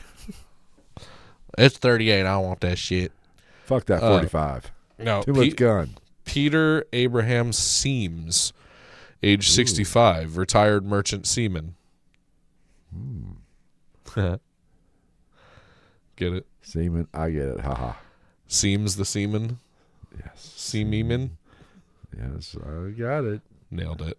Now, in June 1990, Seams left Jupiter, Florida for Arkansas. Why? You went from the armpit of America to go to the taint of America. What the fuck? And on July 4th of 1990, his car was found in Orange Springs, Florida. Moore and Wuornos were seen abandoning the car, and Wuornos' handprint was found on the interior door handle. His body was never found. So finally she found a body of water. Yeah. But I love it. It's like, oh, we got rid of the body. I just left all the evidence they need. They seen us, and I left my handprint. Not just a fingerprint, the whole goddamn hand. All of it. So, like, that the lawyer's like, that fingerprint's a little iffy. We got 4 more, bucko. And the palm, motherfucker. Don't worry about it. Suck a dick. This is what she gets for hiring a guy that was on the side of the fucking Metro bus when she was on her way to jail. Sit down, Saul. Troy Eugene Burris. There's nothing that makes somebody on a fucking recording sound stupider than going, especially when it's right in front of my face. Excuse me. Troy Eugene Burris, age 50. A sausage salesman from. Is that That's what got you murdered there, buddy. From Ocala, Florida. Florida way of saying gigolo? I've got a pizza delivery, extra sausage. Was this a turf war? Oh, yeah. Maybe they were that's working what it the was. same corner? You need to get the fuck out of here, sausage boy.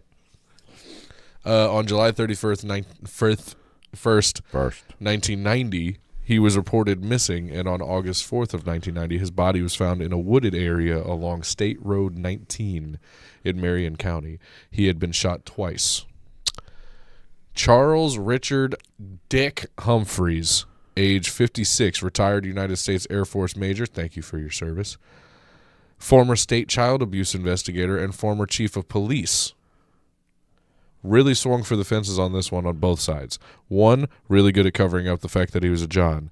2, really good at, I'm going to kill like somebody that everybody in the community goes, what a stand-up fella. You remember when he helped that young Aileen girl? I don't know where she's at now. Date of his murder, September 11th, never forget, 1990.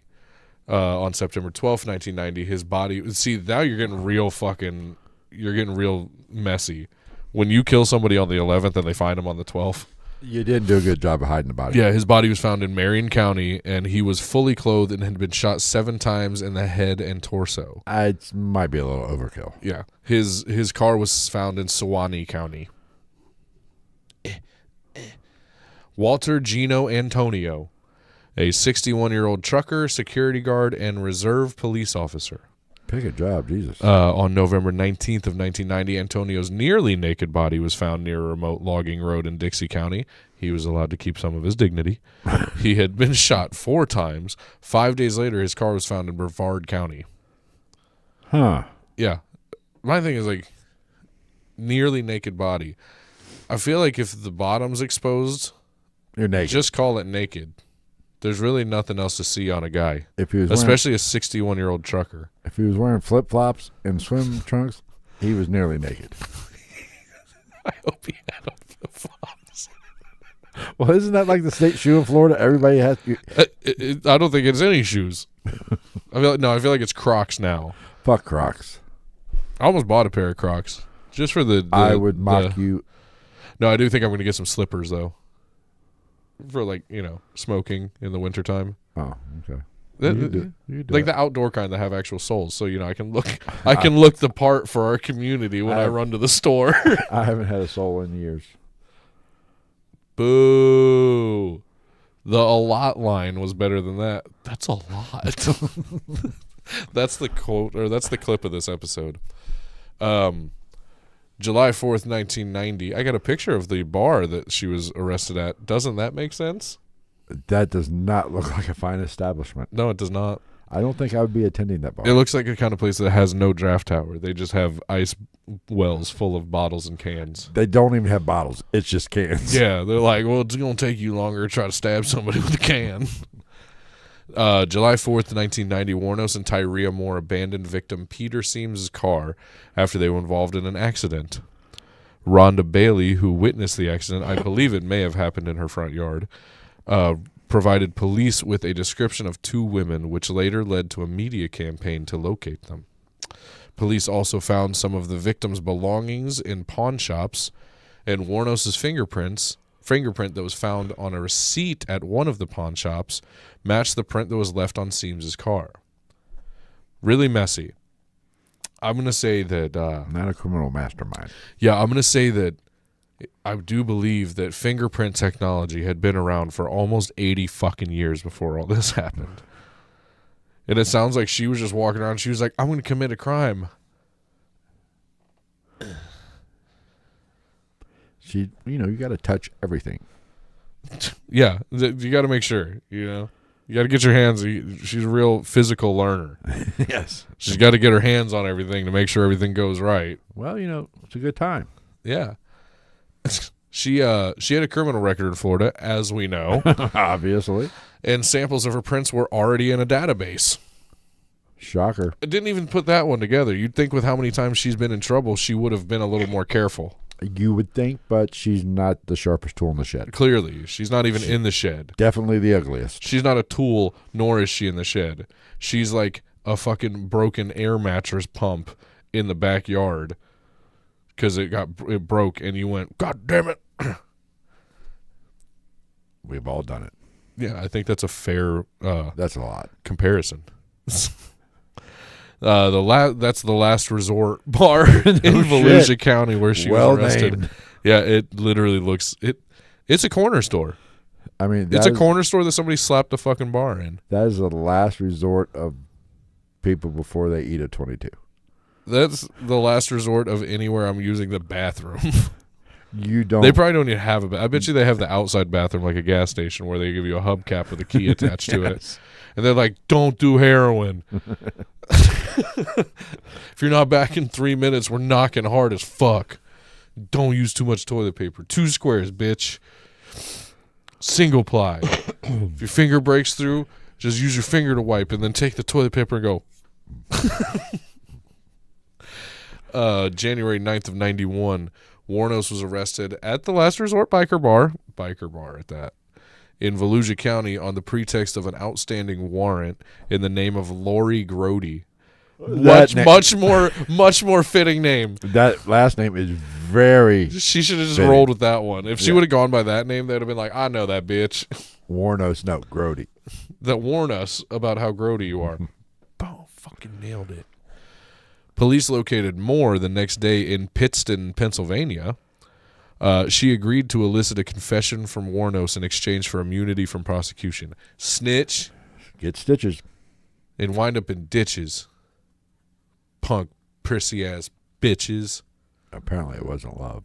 Bars. I would never rat on... You would think if you loved her that much, you would have told her to fucking give you up. You know what I mean? In that scenario, I'd be like, yeah, fuck it, I did it. Tell him I did it. I would... But she was ugly, so I wouldn't be taking a hit on that at all.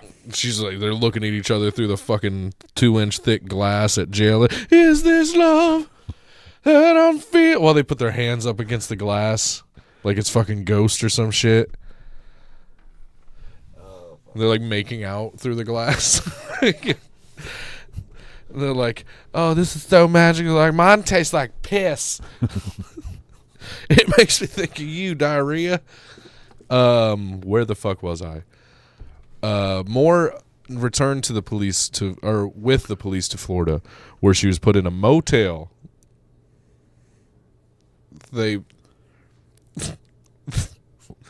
I don't think they wanted to overwhelm her. No. with wasn't the 4 seasons. Yeah, no, it wasn't even the 2 seasons. It was just seasonal. It was like a snow day. It was open seasonally is what they put her into. They're like, yeah, we just open in the summertime. It's pretty much just for fishermen. You'll be right at home. It'll smell like every other room you've been staying in for the last 2 years. Now, under police guidance, she made numerous telephone calls to Aileen Wuornos, pleading for help in clearing her name. And 3 days later, on January 16, 1991, Wuornos confessed to all the murders. She claimed the men had tried to rape her. Fuck it. Like, I'm telling the story. And she killed them in self-defense, which, if that were entirely true, I don't blame you. Go for it. That'd be like if a 6-year-old choked out a child molester that was in the process. Yeah, but and here's what I'm going to say. But devil's advocate. After 7 times, gee, you got the worst luck ever. I would just never leave the house. I mean, I'd become Nick Swartzen in Benchwarmers, where he just lived in the broom closet. I mean, geez. And he ate suntan lotion. Yeah, I mean, at some point, you might just want to give up on life. She did 6 times, and she still couldn't pull it off. On her own. That's true. Yeah, that's dark. She's so good at killing other people, but she couldn't kill herself. Yeah, right. Jeez. Obviously, she needed to fire more than one shot when trying to kill herself. 6 to 9 seems to be the fucking magic number for her. November 91, Aileen Wuornos was legally adopted by 44-year-old Arlene Prale. How stupid was this? With whom Wuornos had no previous contact or relation after this woman saw Wuornos' photo in a newspaper. How fucking drunk and stoned is this woman to see that ugly mug? Sounds like a future cult leader. Maybe. January 14th of 92, Aileen Wuornos went to trial for the murder of Richard Charles Mallory. Now, although previous convictions are normally inadmissible in criminal trials, under Florida's Williams rule, the prosecution was allowed to introduce evidence related to her other crimes to show a pattern of illegal activity. We know. I don't think you really even need to bring up the fucking hitting of the 69-year-old man with his cane to go, this might be a bad apple. Something tells me. I'm going to judge a book by its cover. He threw down the paperwork, and then the judge, played by Phil, said, that's a lot. Callback. Boom. Now, on the 27th of January, 1992, Aileen Wuornos was convicted of Mallory's murder with help from Moore's testimony. Snitch. At her sentencing, psychiatrists for the defense testified that Wuornos was mentally unstable and diagnosed her with borderline personality disorder and antisocial personality disorder. We will talk about that more later. Well, of course. Yeah. 4 days later, she was sentenced to death. Wuornos' defense made efforts during the trial to introduce evidence that Mallory was previously convicted for attempted rape in Maryland and served a sentence in a maximum security correctional facility providing remediation to sexual offenders. Records obtained from the correctional institution showed that from 1958 to 1962, Mallory was committed for treatment and observation, resulting from a criminal charge of assault with the intent to rape. These records also reflect 8 years of overall treatment from the facility. In 1961, quote, it was observed of Mr. Mallory that he possessed strong sociopathic trends. Kinda duh. However, the judge refused to allow the records to be admitted in court as evidence and as evidence and denied Wuornos' request for a retrial. Which some people would be like, why would you request a retrial? That's not just at all. Well, hold on. This court case is not over. Of course not. Excuse me. We've got a lot to cover here. Not really. It wraps up pretty quick. On March 31st of 1992, Wuornos pleaded no contest to the murders of Charles Richard Humphreys, Troy Eugene Burris, and David Andrew Spears, saying she wanted to, quote, get right with God. That'll do it. She went a little God crazy there towards the end. In her statement to the court, she said in part, quote, I wanted to confess to you that Richard Mallory did violently rape me, as I've told you, but these others did not. They only began to start to. 1. She learned her lesson. She was going to let him get to second fucking base. 1. Pretty sure that still kind of counts. 2. What the fuck is began to start to? They were starting to. They found the grapes and they were taking their shoes off, getting ready to stomp on them. I may have just farted. Oh, well. And it may have been kind of hot. just letting you know. These are Reebok shorts. There's no way it's escaping. Now, on May 15th of 1992, Wuornos was given 3 more death sentences. And in June... God damn. Oh, motherfucker. You're fired. Oh, boy. This place is haunted. Excuse me for so many things. Oh my god! I hope you choke on that shit. It's pretty. You could chew it if you wanted to. That fart's got the consistency of an apple. Jesus, it was like I farted in the shower. Why are farts worse than the shower? Do you think it's the steam? For the love of Christ! It's the same one. I swear to God. It's fucking lingering. Linger. It's a Deber, man. That's a lot. Oh, shit. Any scientists watching this? First off, sorry. Second, answer that question. Why are they worse than the shower? All right. Oh, fuck. I'm kind of crying. In June of 1992, Wuornos pleaded guilty. Oh, I already said that, didn't I?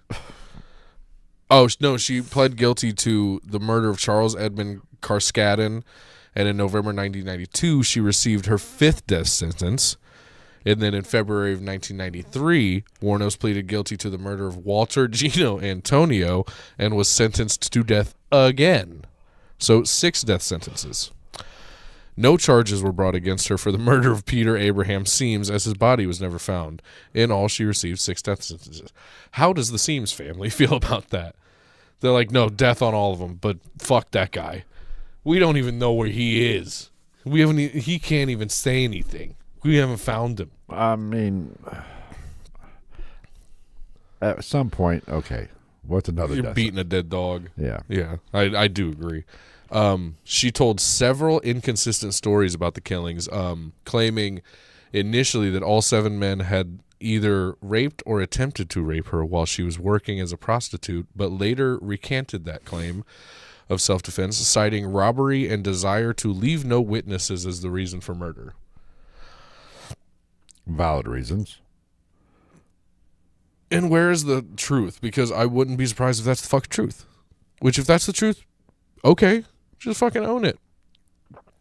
Like I did that fart. We all own that motherfucker. Jesus Christ. Yeah, that one crawled through the fucking lens. That was so bad. The people aren't even watching the live stream could probably smell it. During the people listening to the recording are gonna fucking, they're gonna be like, wait, what? They're gonna be like, it's gonna be like Ted. God damn it, who did this to us? I'm here on business.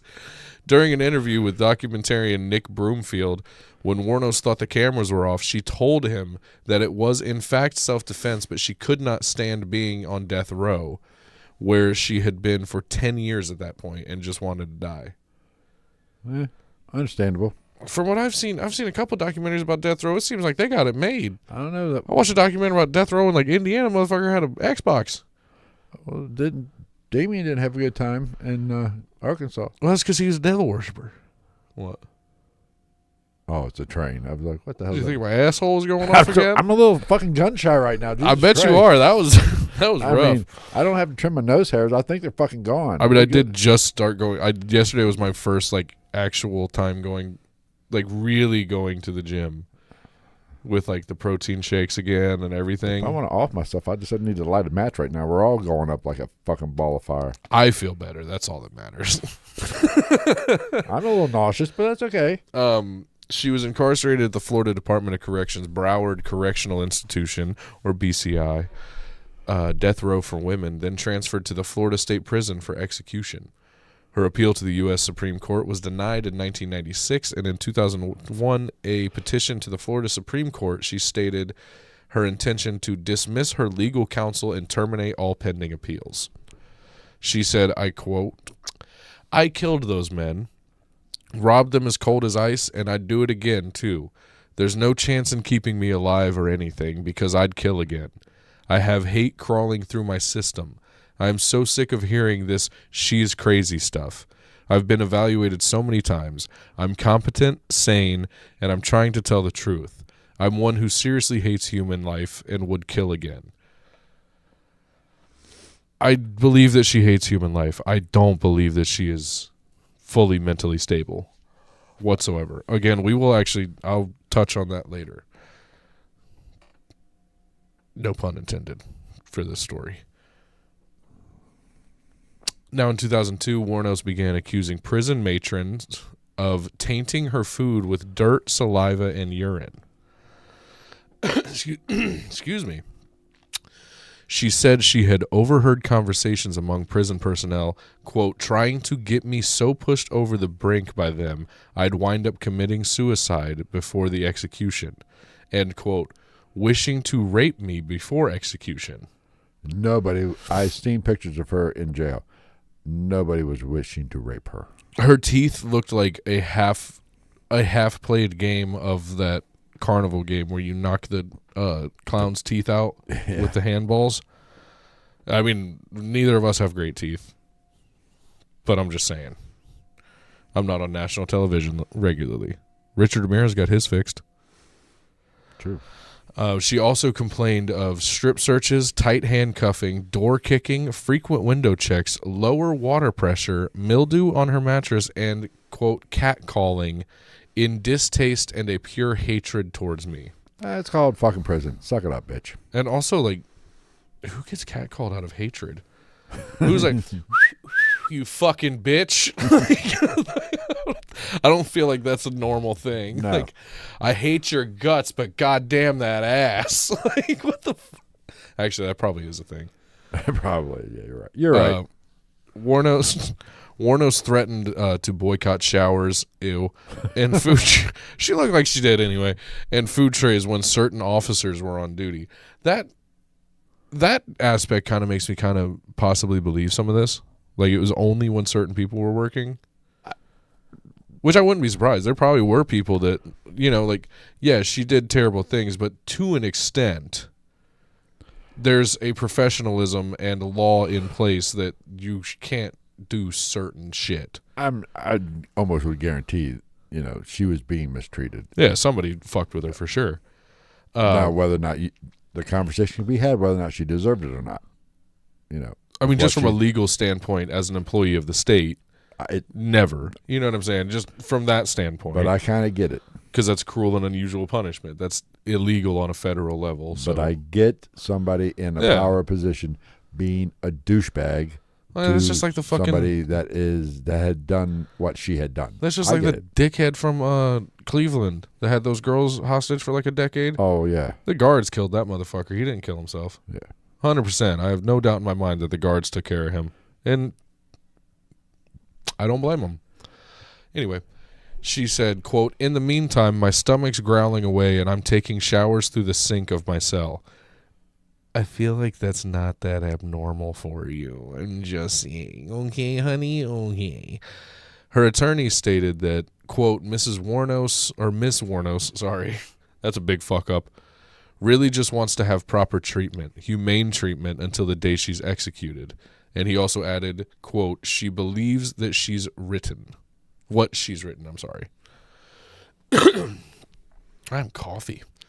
Now, in the weeks before her execution, Wuornos gave a series of interviews to documentarian Nick Broomfield and talked about, quote, being taken away to meet God and Jesus and the angels and whatever is beyond the beyond. Well, I'm pretty sure That hooker wasn't seeing any of them.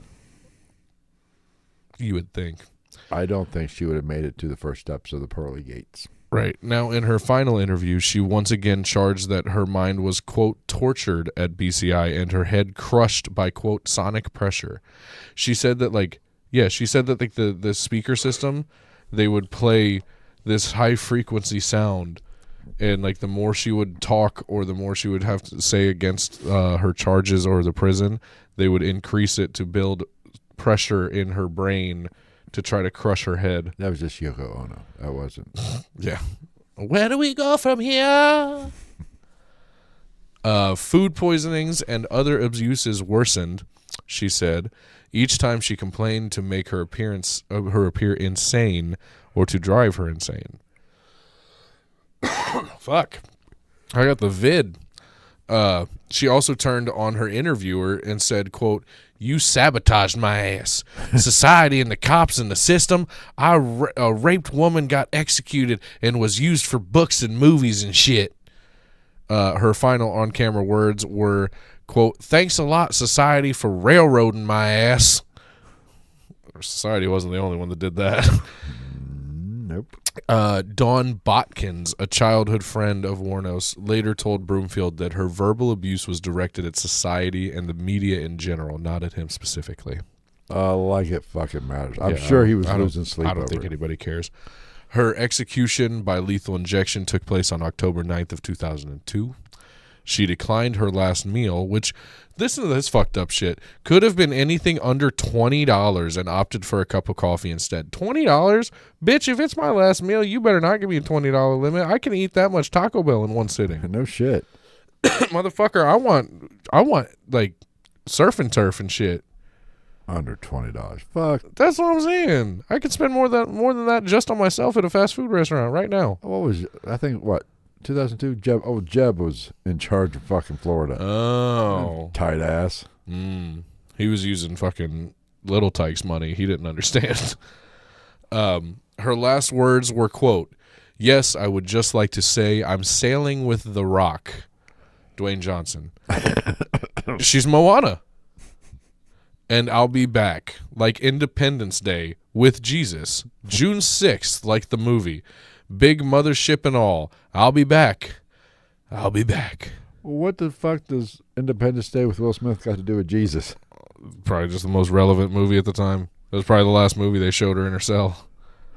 She's like, "I like the black one. Could have been at a barbecue. She's better. I like the black one better than the Jewish one." Whoa, Aileen. Whoa. He was better in Jurassic Park.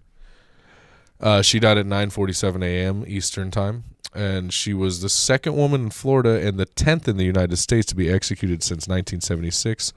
United Supreme Court decision restoring capital punishment for women and men. Well, do you know what her last words were to the jury? That's a lot. No. Let me. I'm gonna. I remember it, but I'm going to look it up just to get it exactly right, because the last thing she said to this jury is rather fucked. Let's see. I got a lot of quotes here. "If you can't be a good example, at least be a horrible warning." That's a good quote. Is that hers? Yeah. No, that's not the one I'm going for. But I mean, that was surprisingly enlightening. Where were they? Blah, blah, blah. This was a good one. "To me, the world is nothing but evil, and my own evil just happened to come out because of the circumstances that I was doing, of what I was doing." That's fair. Fairly accurate, I would say.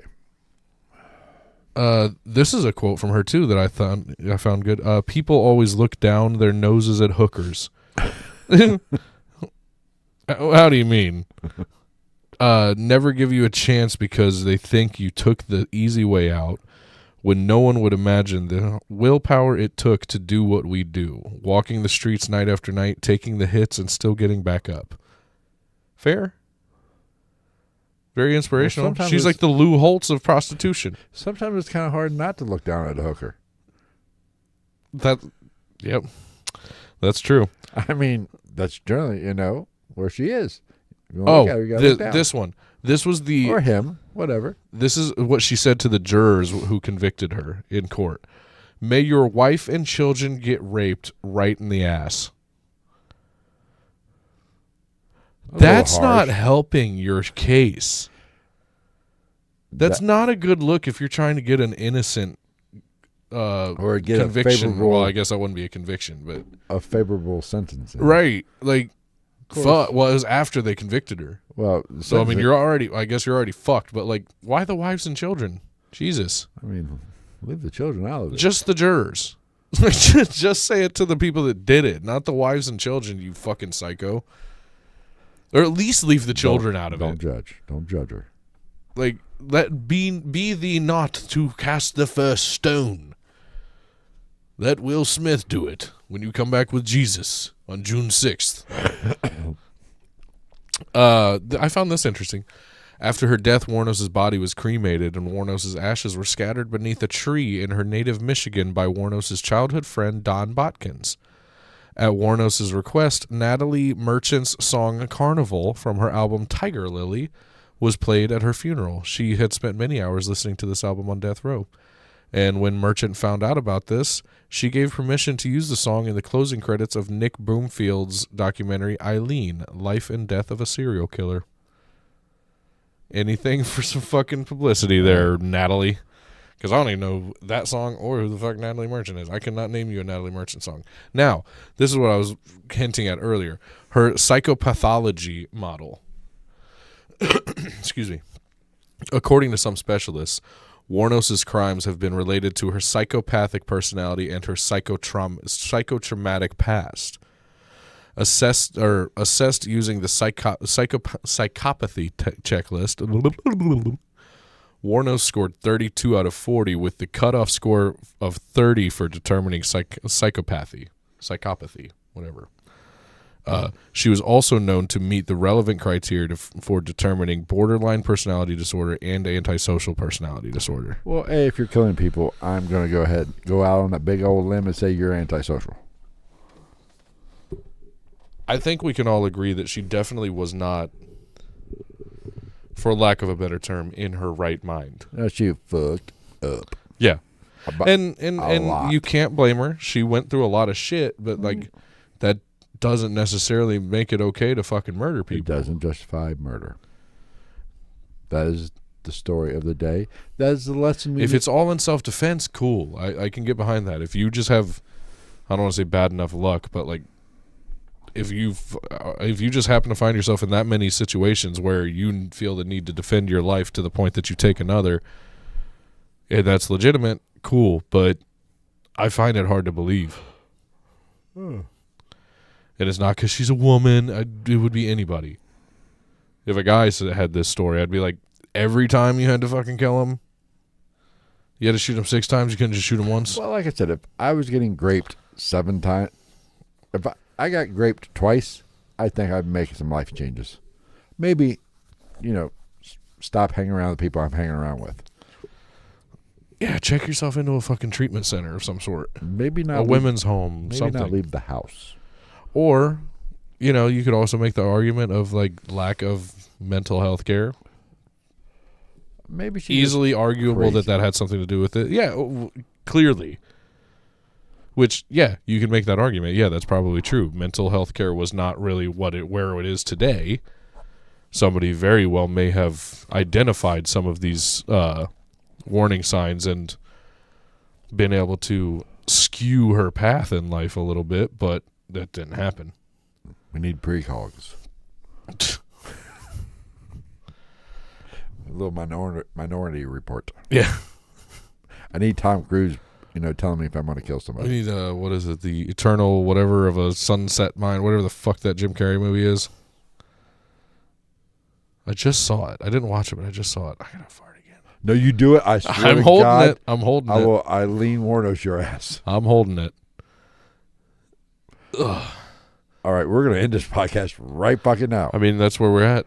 Like, subscribe, share, comment, rate us on podcast apps. Stuff. Things. I'm walking a tightrope here. I don't know. Spotify, YouTube, Instagram, Twitter, Threads, Blue Sky, even though I haven't even gotten on Blue Sky since I made it, basically. I hear it's a waste of time. We're on socials. We're everywhere and nowhere. Tune in next week. We have no idea what we're talking about. But there will be no farting. No promises. All right. We'll see you next week. Take care and don't do Aileen Wuornos stuff is bad for you. It gets